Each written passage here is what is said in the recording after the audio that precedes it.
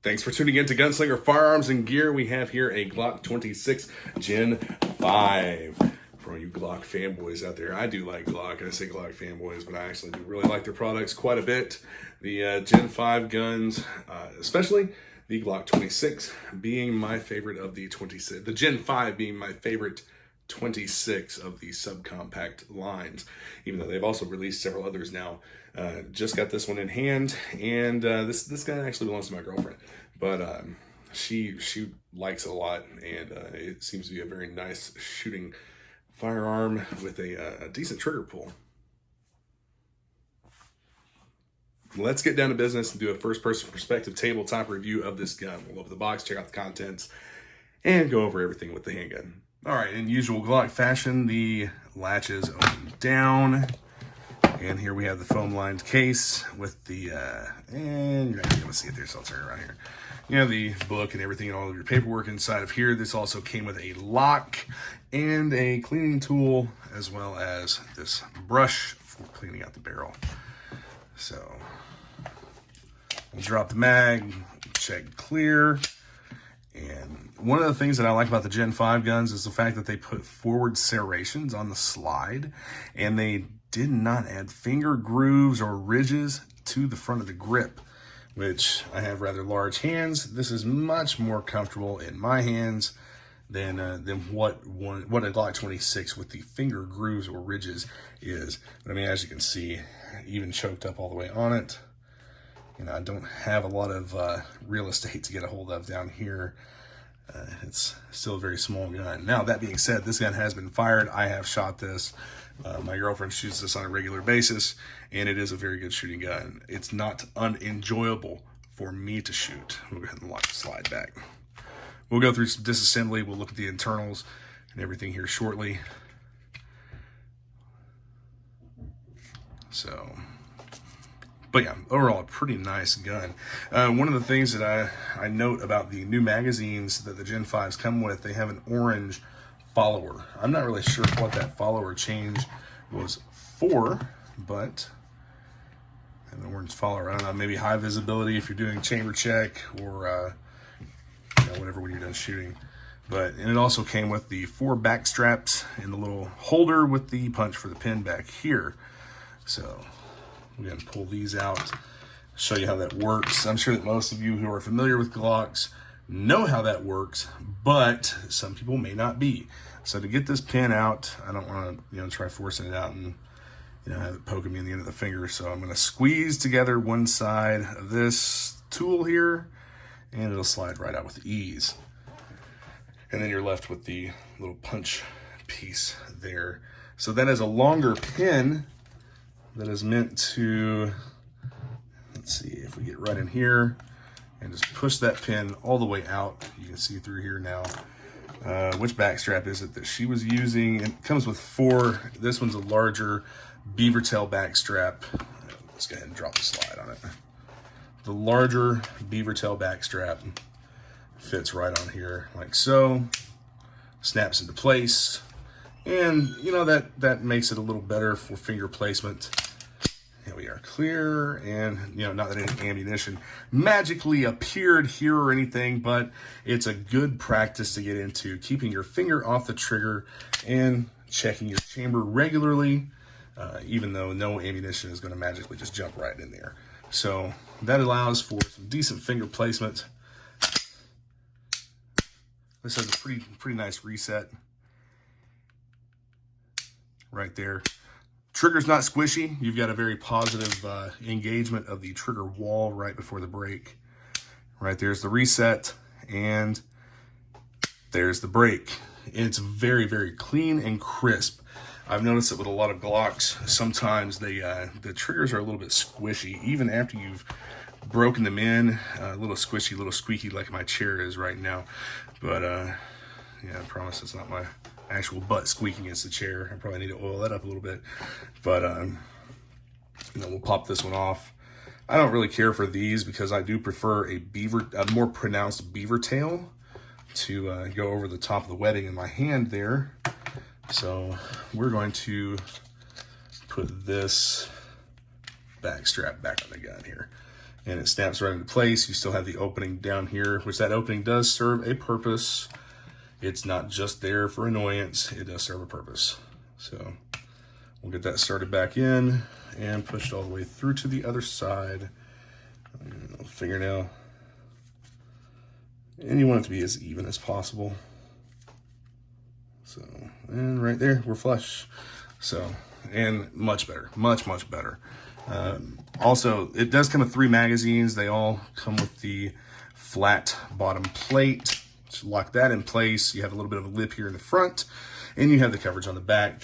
You can grab this from the sides and pull it out, because you're going to have to extract that with your hands. What? No, you're not. These magazines will actually drop free. I've had some that did not drop free, but it still was not an issue where I had to dig in there and really work to get them out or anything.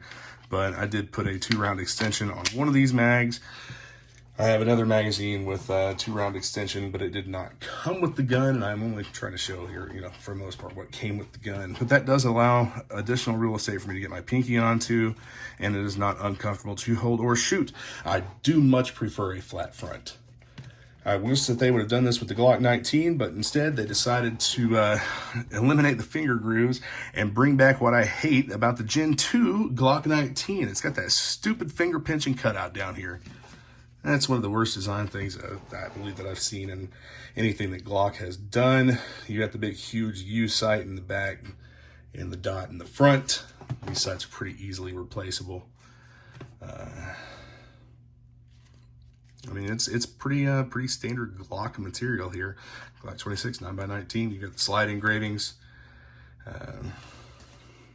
I would much prefer an extended slide stop, just for operational reasons, but there's nothing wrong with this one, and it does just fine.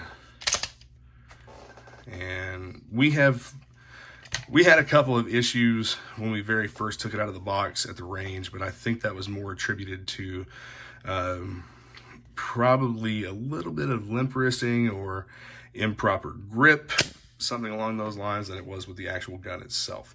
I've put about 500 rounds through it, and it seems to function flawlessly so far. Straight out of the box, as a Glock, or any gun for that matter, should function. I don't like to buy something that I'm going to have to quote unquote break in, or that I'm going to have feeding issues or ejection issues or anything like that as soon as I take it out of the box. I like to pull something out of the box and have it function 100%. That's one reason why I like Glock's products. So we'll get into some basic disassembly here. Just the standard takedown of the gun. Here's your recoil spring assembly and your barrel. We're not going to go into any in-depth disassembly. Yes, it's dirty. That's because it's just been shot, and that's from this part of the chamber right here. Otherwise, this is a clean gun. And I actually wanted to show that in the video, just to show that it has been fired. And simple assembly. Let me get that spring back in there. I'm kind of at a weird angle here. And there we go. It's back together. And that was a complete field strip for cleaning, and super simple to put right back together. And there we go. Functions great. Again, these magazines I don't really care a whole lot for, because I like to have a little bit of a better grip here instead of my finger coming up under the handle of the gun. It does lock back just fine. These magazines drop free. Yeah, somebody's probably going to say something on this video about shouldn't dry fire a gun. If dry firing one of these hurts it, then I don't need it. So let's go with putting back together the... Did I lose it? Did I lose it? What did I do with that pin? Temporarily lost it. It was hiding in one of the recesses of the box. The small pin here. So I'm just going to take this and squeeze one side together. Pop it right in there in its little track, and then just push it on down in there. Just for safekeeping, in case my girlfriend or I decide to change out that back strap again, or remove the back strap completely and just not have one on the gun. It's more customizable for the shooter. Let me get these in here in a similar fashion. Obviously, I'm not going to be able to do that with this side, so I'm just going to squeeze them down in there. Make them fit. There we go. Everything's back together and held in place. We've got the little included plastic punch tool here to go with the beautiful Gen 5 Glock and its very plain blackness here. This is a very plain gun, which is another thing that I admire about Glocks, is the fact that there are not a bunch of buttons and levers and bells and whistles. I mean, it's just a bare bones, built for function gun, and they do function great.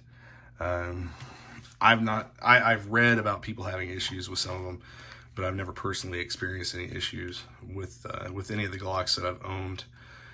So, and I do understand that my personal experiences does not define everyone else's experiences.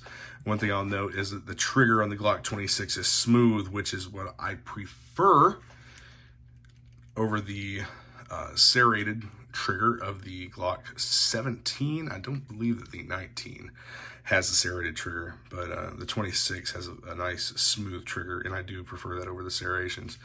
It just feels much better on my finger as I'm pulling the trigger. Nice grip texturing, feels good in the hand. It's not too rough. It's not so rough that I think that it's gonna, tear up your clothes or whatever. And I've had guys do that, or rub holes in shirts and whatnot. But this doesn't feel like it's on the side of being too rough. It feels nice, and it gives a nice grip. And you have the larger. They brought this out with the Gen 4 guns, the larger magazine release. I enjoy that as well because it gives me a little bit more space to get my thumb on there without so much hand movement and taking it off, coming off target and whatnot. So I may end up changing this out without her knowing it. That is an ambidextrous slide stop. This can be released from either side. Oh, don't have a magazine in there. So let's go ahead and do that real quick. Mag is in place. Slide is locked back. There we go. Not hard to operate. Feels good. And that wonderful trigger. I really do like the trigger on this gun.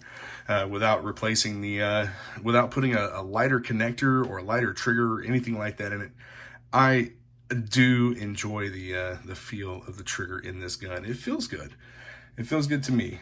And most Glocks that I've owned before, their trigger has been slightly lacking. And I know most people will go ahead and buy the 3.5 pound Ghost connector to make the trigger lighter. I don't necessarily believe that that's a necessity for this particular handgun. The trigger feels good enough on its own to not really need any work or anything. So I would say that the Gen 5 Glock 26, except for the sights that I don't care for. I prefer 3-dot sights. That's just my personal preference. Aside from the sights, I think that everything with this gun is good to go. Carryability, concealability, lightweight. Wish that more holsters were available in shops right now, but it seems like everybody has decided right now to go out and buy their first gun. Well, I didn't think I needed one. Well, you don't need one until you do. But yeah, everybody's buying their first guns right now, and everybody's scooping up holsters. I got my carry permit. I've never shot before, but I'm gonna go now. And it's like that in a lot of places. Gun stores are ridiculously busy. Sales are up. I've seen some places that here lately have been having some trouble maintaining their stock, and it's not like they can get it replenished. They're having some issues there as well. But yeah, I went shopping for a handgun with my girlfriend. She decided that she liked the Glock 26 Gen 5 over everything else that she had handled and messed with in that time frame, at least. So that's what she went with. It's a good choice. I'll get some videos coming of us taking this out to the range, some videos of her shooting, as well as me and probably another buddy of mine I think might want to go to the range with us too. So we'll get some trigger time on this, and look forward to seeing you all join us in those videos as well. Thanks for tuning in on this tabletop review of the Glock 26 Gen 5. I know that I did not go into a lot of explicit detail about the inner workings or the barrel or anything like that, but Great gun overall. A lot of that stuff I don't think is necessary for the average shooter. We shoot a lot of crap ammo, and this thing has handled everything we put through it just fine, as well as nice brass ammo that everyone seems to say, that's all you should shoot or whatever. But if I break it, if I can afford to shoot enough to break it, then I can afford to fix it.